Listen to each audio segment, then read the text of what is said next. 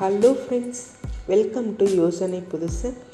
இன்றைக்கி என்ன வீடியோ பார்க்க போகிறோம்னா, ராகி பக்கோடா வீட்டிலே சுலபமாக எப்படி செய்யலாங்கிறத பார்க்கலாம். இது வரைக்கும் சேனலை சப்ஸ்கிரைப் பண்ணலைன்னா சப்ஸ்கிரைப் பண்ணிவிடுங்க. பக்கத்தில் இருக்கிற பெல் பட்டனையும் கிளிக் பண்ணிவிடுங்க. இப்போது இதை எப்படி செய்யலாங்கிறத பார்க்கலாம். இப்போ ஒரு மிக்சிங் பவுலில் 2 பெரிய வெங்காயம் ஸ்ட்ரெயிட்டாக கட் பண்ணி போட்டிருக்கேன்.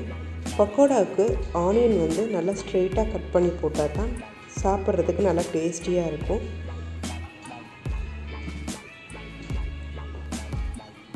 இது கூட 2 பச்சை மிளகாய் சின்ன சின்னதாக நறுக்கியது, அதையும் சேர்த்துக்கலாம். கருவேப்பிலை தேவையான அளவு, கொத்தமல்லி தேவையான அளவு,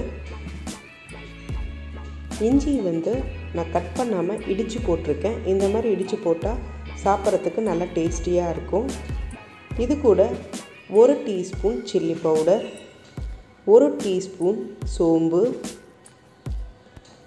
தேவையான அளவு உப்பு கொஞ்சம் கம்மியாகவே சேர்த்துக்கோங்க. 1/2 டீஸ்பூன் பெருங்காயத்தூள், 1/2 டேபிள் ஸ்பூன் அரிசி மாவு. நல்லா கிறிஸ்பியாக நமக்கு பக்கோடா கிடைக்கிறதுக்காக அரிசி மாவு 1/2 டேபிள் ஸ்பூன் சேர்த்துருக்கேன். ராகி ஃபஸ்ட்டு 2 டேபிள் ஸ்பூன் சேர்த்துக்கோங்க. 2 டேபிள் ஸ்பூன் சேர்த்ததுக்கப்புறம் நல்லா பிசைஞ்சிக்கலாம். தண்ணி எதுவுமே சேர்த்த வேண்டாம், ஆனியனில் இருக்கிற தண்ணியே போதும். நல்லா உதிரியாக இருக்கிற மாதிரி நல்லா பிசைஞ்சு வச்சுக்கலாம். இப்போது நல்லா பிசைஞ்சாச்சு. இப்போது பக்கோடா செய்கிறதுக்காக எண்ணெய் காய வச்சுருக்கேன். எண்ணெய் லைட்டாக சூடானதுக்கப்புறம் அதிலிருந்து 2 ஸ்பூன் எண்ணெய் நம்ம பக்கோடா மிக்ஸில் சேர்த்துக்கலாம். இது எதுக்குன்னா நல்லா கிறிஸ்பியாக கிடைக்கிறதுக்காக 2 ஸ்பூன் எடுத்துக்கிறேன். இப்போது இன்னும் 2 டேபிள் ஸ்பூன் ராகி மாவு எடுத்துக்கிறேன்.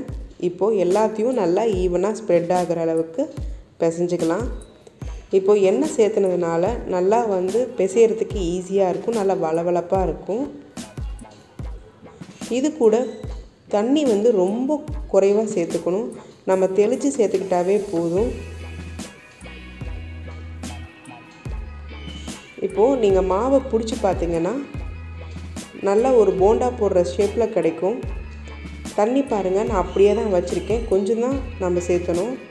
இப்போது மாவை பிடிச்சி பார்க்கும்போது நல்லா போண்டா பிடிக்கிற அளவுக்கு மாவு இருக்கணும். இப்போது காய வச்ச எண்ணெயில் நாம் கொஞ்சம் கொஞ்சமாக சேர்த்துக்கலாம். இதை நீங்கள் ஸ்பூன்லேயே அப்படியே ஸ்ப்ரெட் பண்ணி விட்டுக்கலாம்.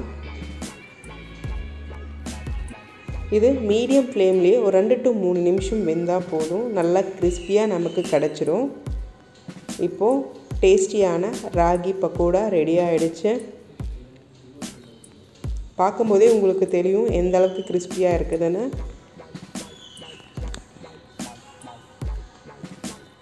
நல்ல ஹெல்த்தியான டிஷ், கண்டிப்பாக கிட்ஸுக்கு ரொம்ப பிடிக்கும்.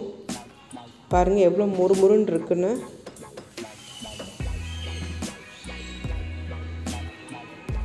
இதை நீங்கள் வீட்டில் ட்ரை பண்ணி பாருங்கள்.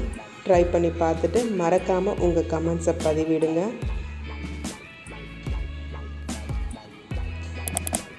நம்ம நார்மலாக கடல மாவில் பக்கோடா சாப்பிட்ருப்போம், இந்த மாதிரி ராகியில் செஞ்சு கொடுக்கும்போது இன்னும் டிஃப்ரெண்ட்டாக இருக்கும். இது நீங்களும் வீட்டில் ட்ரை பண்ணி பாருங்கள். இந்த வீடியோ பிடிச்சிருந்தால் லைக் பண்ணுங்கள், உங்கள் ஃப்ரெண்ட்ஸ் அண்ட் ரிலேட்டிவ்ஸ்க்கு ஷேர் பண்ணுங்கள். மறக்காமல் சேனலை சப்ஸ்கிரைப் பண்ணுங்கள். தேங்க்யூ.